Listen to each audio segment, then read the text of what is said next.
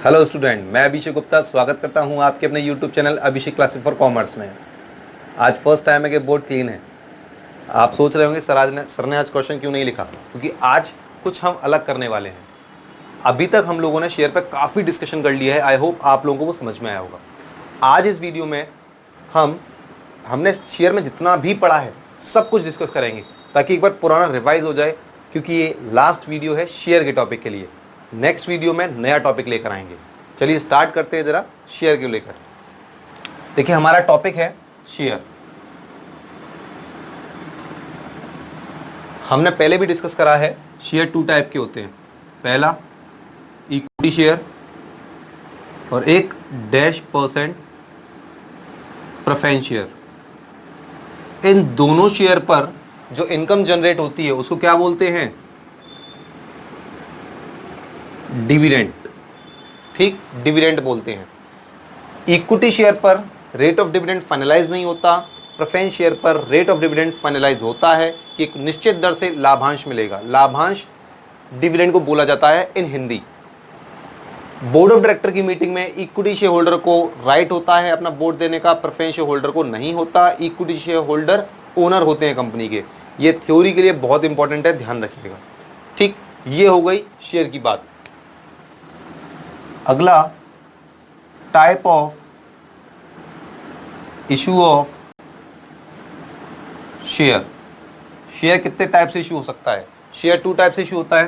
पहला at par, दूसरा at premium. ठीक, एट पार का मतलब मैंने आपको बताया था 10 वाला शेयर 10 में, प्रीमियम का मतलब 10 वाला शेयर कुछ ज़्यादा होगा, ज़्यादा। ठीक है, प्रीमियम का इफेक्ट ड्यू की एंट्री में जाता है और वो क्रेडिट होती है। क्लियरली अगर प्रीमियम मेंशन नहीं है तो हम किस पर मानते हैं? वो माना जाता है अलॉटमेंट में। ठीक, चलिए अब कॉल्स। शेयर पर जो इंस्टॉलमेंट में कंपनी पेमेंट लेती है, उन इंस्टॉलमेंटों का नाम क्या है? उन इंस्टॉलमेंटों का नाम है एप्लीकेशन,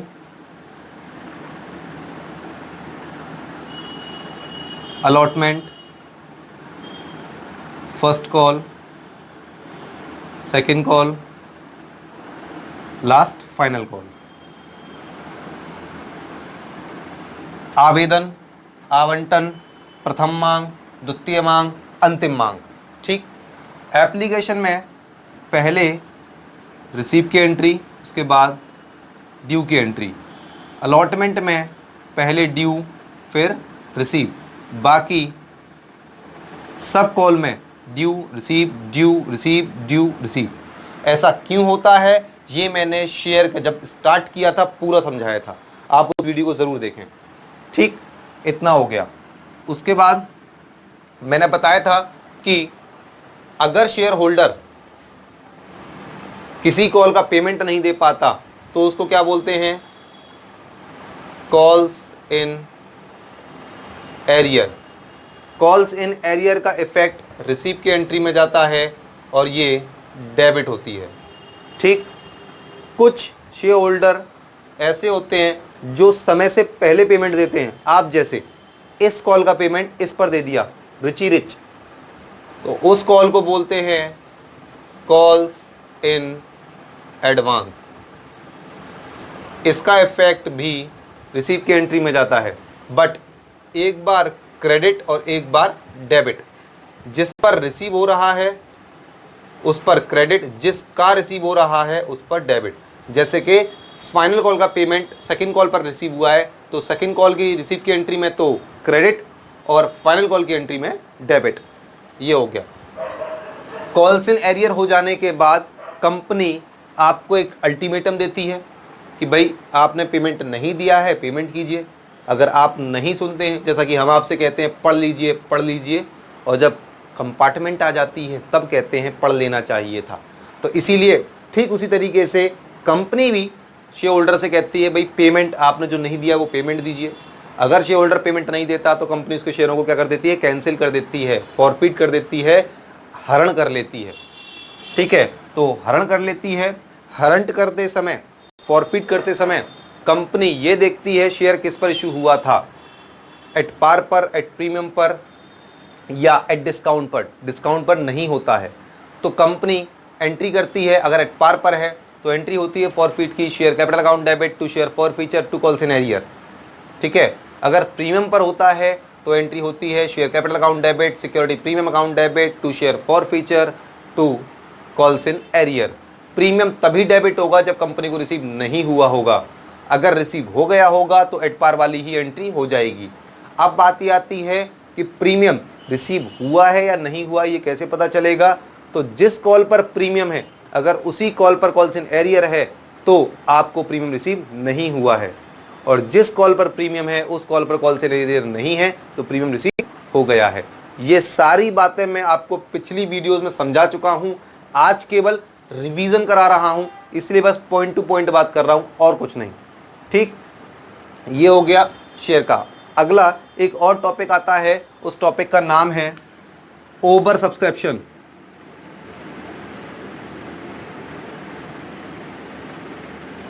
ओवर सब्सक्रिप्शन का टॉपिक क्या कहता है?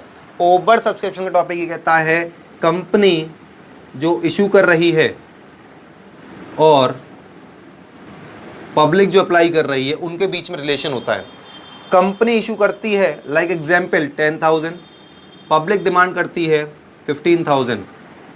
हम ये भी कह सकते हैं when apply is excess comparatively issue that question are called over subscription. Clear? अब प्रश्न ये उठता है कि जो एक्सेस शेयर आए 5,000, उस एक्सेस शेयर से जो एक्सेस मनी आया होगा कंपनी उसका क्या करेगी? फर्स्टली वो एडजस्ट करेगी, एडजस्टेड। सेकेंडली अगर ऑप्शन नहीं बनेगा तो रिटर्न करेगी। एडजस्ट कब करेगी, रिटर्न कब करेगी, ये भी मैं आपको समझा चुका हूं पिछली वीडियोस में। देखिए वीडियो को ज़्यादा लंबा नहीं करेंगे बिकॉज आप लोग फिर बोर होने लगते हैं। ठीक है, तो इसलिए मैं आपको सारी वीडियो का लिंक दे दूंगा डिस्क्रिप्शन बॉक्स में, पूरी प्लेलिस्ट का ही दे दूंगा मैं आपको। ठीक है, तो एडजस्ट, फर्स्ट प्रायोरिटी एडजस्ट करेगी, सेकेंड तब रिटर्न करेगी अगर एडजस्ट नहीं हो पाता है तो। एक टॉपिक और आता है अंडर सब्सक्रिप्शन। अंडर सब्सक्रिप्शन में क्या होता है? जब देखिए नाम ठीक उल्टा है तो सिचुएशन भी ठीक उल्टी होगी। इशू और अप्लाई उल्टा कर दो, इशू किया था 15,000, अप्लाई आया 10,000, सारा स्टेटमेंट उल्टा। When issue is excess comparatively apply that question are called under subscription. और अंडर सब्सक्रिप्शन के क्वेश्चन में पूरा का पूरा क्वेश्चन अप्लाइड शेयर से ही होता है। ठीक, अगले टॉपिक की अगर बात करें तो वो होता है परचेज कंसिडरेशन। परचेज कंसिडरेशन क्या होता है? कंपनी किसी अदर कंपनी के बिजनेस को टेक ओवर कर रही है, तो बिजनेस को टेक ओवर करेगी तो ऑब्वियस सी बात है उस बिजनेस में एसेट्स भी होंगी और लाइबिलिटीज भी होंगी। जितनी भी एसेट्स होती है उनको डेबिट करती है, जितनी भी लाइबिलिटी होती है उनको क्रेडिट करती है। और टू वेंडर, इसकी मेनली दो मैंने आपको एंट्री बताई थी, सॉरी मैंने उसकी दो एंट्री बताई थी। एक बिजनेस परचेज करने की एंट्री, वो थी sundry assets account debit to sundry liability to vendor. Vendor का नाम, जिस पार्टी से हम परचेज कर रहे हैं उसका नाम आएगा। सपोज करिए किसी रीजन से क्रेडिट साइड बड़ा है, डेबिट छोटा है, तो डेबिट में उस डिफरेंस को निकाल के डाल देंगे, लिख देंगे गुडविल के नाम से। और इसका ठीक उल्टा, अगर डेबिट बड़ा है क्रेडिट छोटा है तो आप क्रेडिट में डाल देंगे डिफरेंस को कैपिटल रिजर्व के नाम से। अब पेमेंट की बारी, पेमेंट की एंट्री होती है vendor account debit to share capital. अगर आपने प्रीमियम पर इशू किया है तो एंट्री हो जाएगी vendor account debit to share capital to security premium. Discount पर किया है vendor debit share discount account debit to share capital. Purchase consideration में आप शेयर को एट डिस्काउंट पर इशू कर सकते हैं। और फॉर फीचर के बाद, हमने फॉर फीचर तक की बात कर ली थी, फॉर फीचर के बाद अगर रीइशू की बात करेंगे तो रीइशू भी एट डिस्काउंट पर हो सकता है। रीइशू को हिंदी में कहते हैं पुनः निर्गमन। रीइशू तीन टाइप से हो सकता है, at par, at premium, at discount. At par की एंट्री होती है bank account debit to share capital. Premium की एंट्री होती है bank account debit to share capital to security premium. और डिस्काउंट की एंट्री होती है bank account debit share forfeiture account debit to share capital. Reissue के time पर दी जाने वाला डिस्काउंट को डिस्काउंट नहीं लिखते, फॉर फीचर लिखते हैं। और रीइशू के बाद एक एंट्री और आती है बैलेंस ऑफ फॉरफीचर को कैपिटलिज्म में ट्रांसफर करने की, वो एंट्री होती है share forfeiture account debit to capital reserve account. ठीक, तो ये था पूरा शेयर का, छोटे से मैंने समरी बनाई है। ध्यान रखिए एक बहुत इंपॉर्टेंट चीज जिसे 90% बच्चा गलती करता है, क्वेश्चन में अगर आपको क्लियरली दिया है कंपनी ने इक्विटी शेयर इशू किए हैं, तो आप जहां जहां इनकी एंट्रियों में शेयर वर्ड आएगा उसके आगे आप इक्विटी लिखेंगे, या प्रेफरेंस शेयर दिया है तो प्रेफरेंस शेयर लिखेंगे। हालांकि क्वेश्चन से इस पर कोई इफेक्ट नहीं पड़ता, लेकिन लिखना ज़रूरी है। और अगर नहीं दिया है तो आप नॉर्मल शेयर लिख सकते हैं। तो ये था शेयर का ओवरऑल कंसेप्ट, जो कि मैंने कम से कम समय में आपको समझाने की कोशिश की है। आई होप आपको समझ में आया होगा और पुराना याद भी आया होगा। तो बने रहिए हमारे साथ, हमारी वीडियोस को लाइक करते रहिए, शेयर करते रहिए, ताकि हम आप लोगों के साथ मिलकर बहुत अच्छे तरीके से पढ़ सकें। Thank you so much for watching my video.